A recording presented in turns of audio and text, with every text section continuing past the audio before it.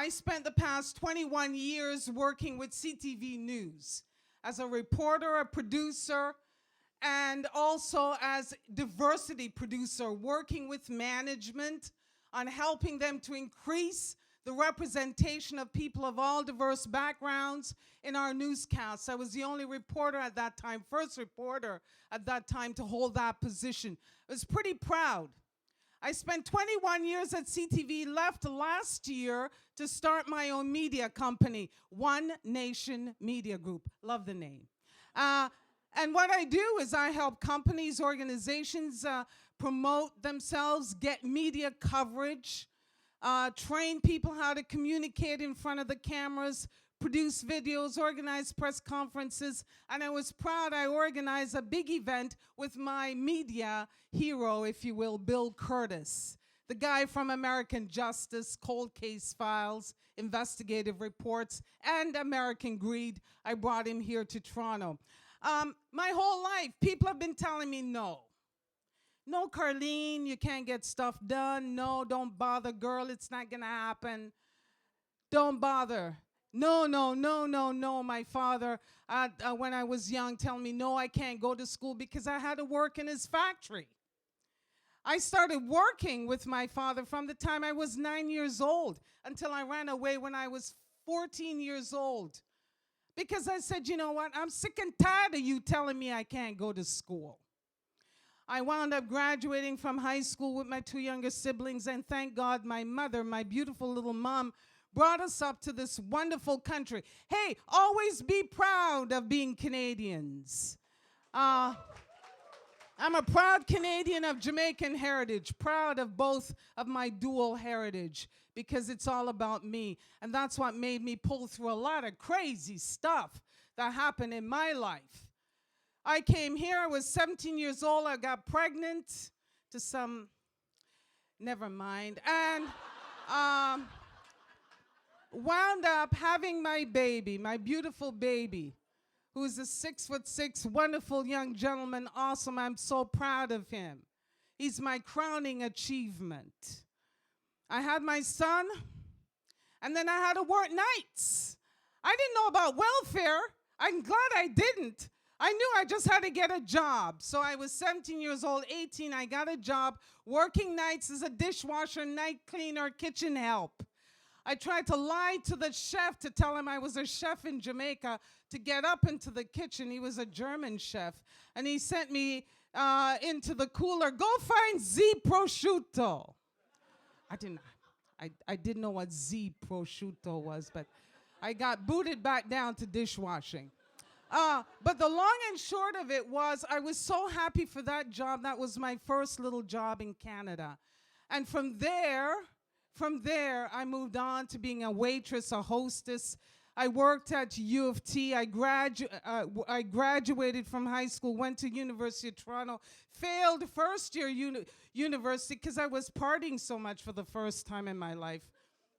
I wound up doing all of my courses all over again, graduating from U of T, worked at U of T, worked at the Toronto Stock Exchange, had a fantastic job there as a public information officer, corporate information officer, was there for 6 years, and then my job, which revolved around the trading floor, died, and then I went back to school and got into journalism. I did a number of different jobs. I worked at the Globe and Mail as a business reporter, summer business reporter, Toronto Star, CBC, CTV, and then got into CFTO. CFTO was a challenge to get into because I was told on a number of occasions, no, Karlene, there are no jobs here. There's a hiring freeze. And for some reason, I kept watching that station, which I've been watching my whole time when I came to Canada. I said, you know what? They need me at that station. What do they mean, no? So I started zeroing in on the president of the company. I was interning and doing a little job over at CTV National, and I started zeroing in on his secretary, dropping off my resume, saying hi to her when I saw her in the cafeteria, anything to try to get this interview with the then president of Baytown Broadcasting. Finally, one day I called his office, and one day I got him on the phone, and He said, "Who are you?" And I said, "Sir, I've been trying to get a, who are you and why are you calling me?" And I said, "Sir, my name is Karlene Nation. You must meet with me because when you meet me, you're going to hire me on the spot."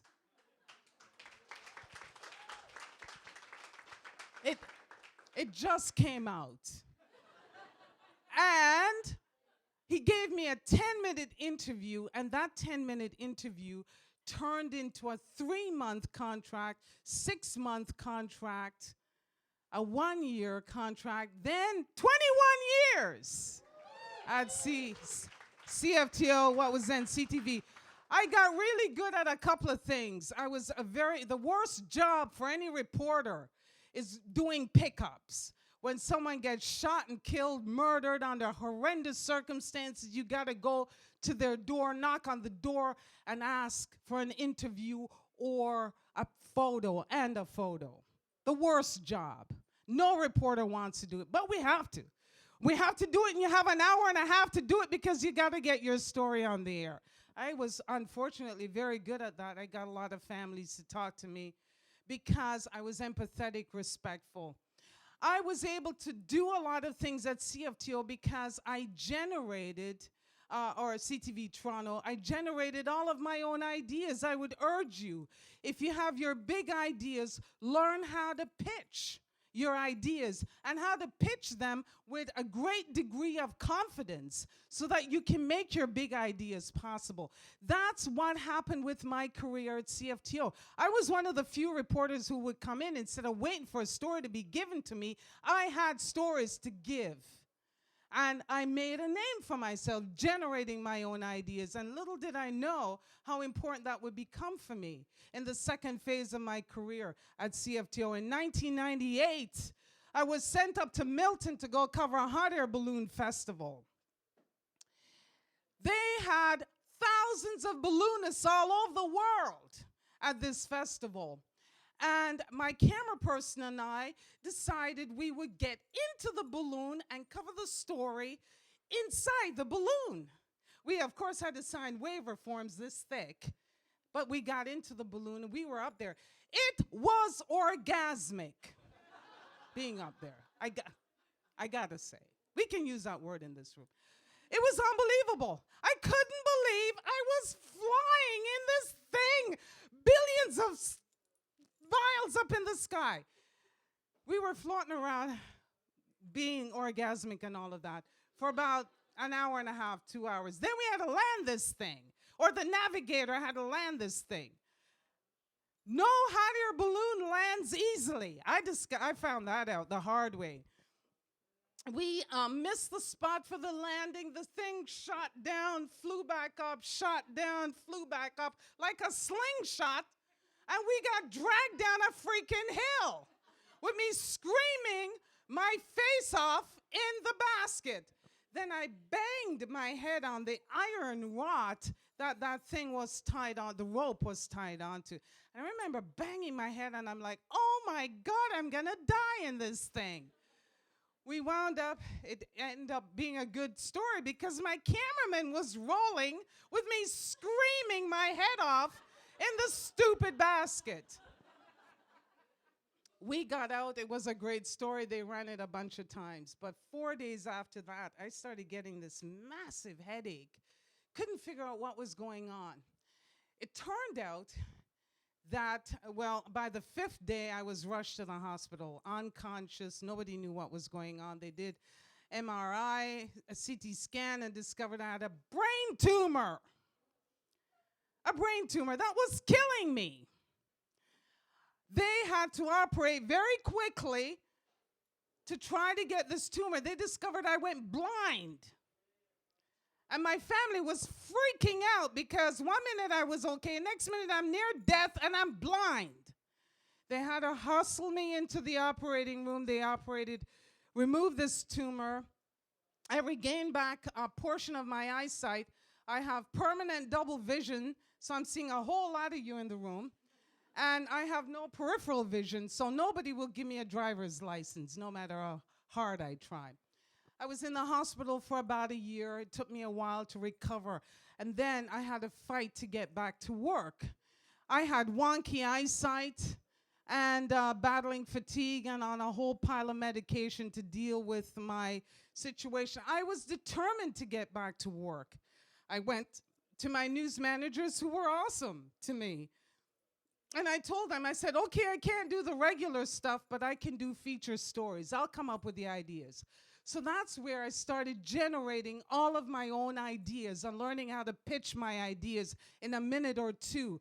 And all of the feature stories, nearly all of them I did with CTV Toronto, were my ideas. As diversity producer, I had to pitch stories to Canada AM, CTV National, CTV News Channel.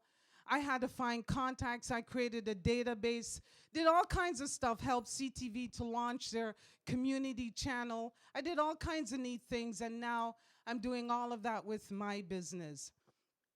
I say all of this, and I'm fearless in telling the story. Audrey mentioned fearlessness. I will not have people tell me no when I need to get stuff done. I won't have it. And stay out of my way. Don't tell me no and then stay in my way, because I'm going to go through you. I'll go through you, over you, around you, do whatever I got to do. I will not have people hold me back when I know what I want to do is doable. And it's what I'd say to all of you dynamic, beautiful young people here, because in your life, you're going to have a lot of people, especially us women, we're going to hear no a lot. So you have to have the confidence in your work environment, the confidence to pitch your ideas, the confidence to say to your managers, I think there's a better way of doing this. Here's what I suggest. Be dynamic, be bold. As Audrey said, be fearless. I'm fearless. I was born fearless. I had no choice. I'm a single mother. I had to take care of my child under some very challenging circumstances, go to school, earn a living, when everybody think you just wind up being a black single mother. And I'm a proud black single mother. I'm proud of all of my accomplishments in this wonderful country. I will not listen to young people who tell me, no, I can't do stuff because of this and that and this and that. The ways, we live in Canada. You have all the opportunities in the world to make stuff happen. And so, I would say just be bold, be brave, be fearless, do what you got to do. And don't take excuses. Watch who you bring into your life. Watch who, the most important things is a career and who you marry, who you hang with, who you have children with. Because that's kind of forever. You got to know what you're doing. Don't hang out with the jerks, the morons, the idiots, the losers, the whiners. You know who they are. Excise them from your lives. Thank you so much. I'm Karlene Nation.